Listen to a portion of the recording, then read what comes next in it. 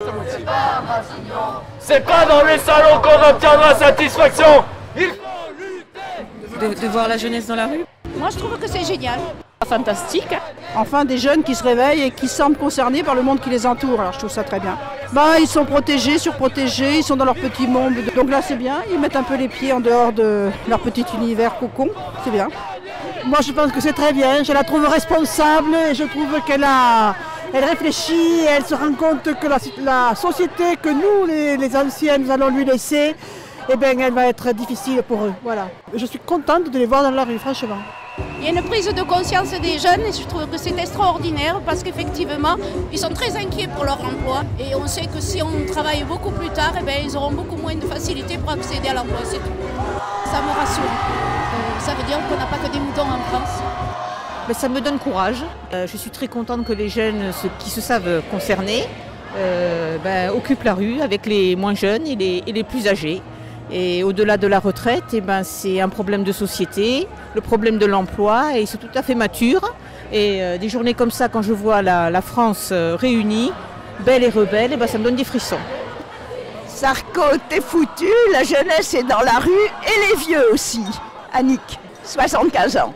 Ça fait du bien parce qu'effectivement, ils sont concernés. Le fait que maintenant on dit qu'à 13 ans ils sont responsables, qu'à 16 on peut, enfin même avant on peut les incarcérer.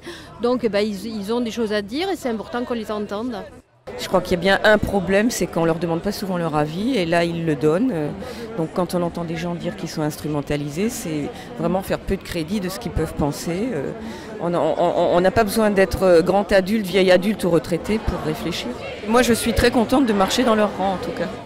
On est à la fin d'un cycle, aussi fort que la fin de l'âge de la pierre on est à la fin de l'ère du pétrole. Elle va être un petit peu longue ou pas, on n'en sait rien. Pendant ce temps-là est en train de germer tout le futur. Un futur complètement différent, complètement inconnu.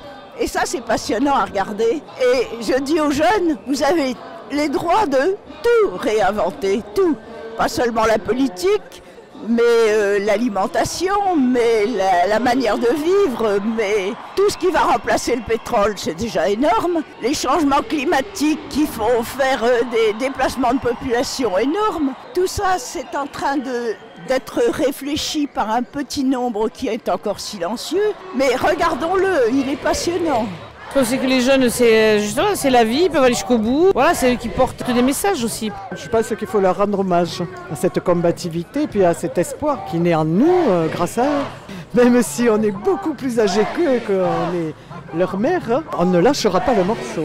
Ça commence à se réveiller, les jeunes qui paraissaient très endormis. Qu'est-ce qu'ils ont dans le ventre? Ça va être passionnant.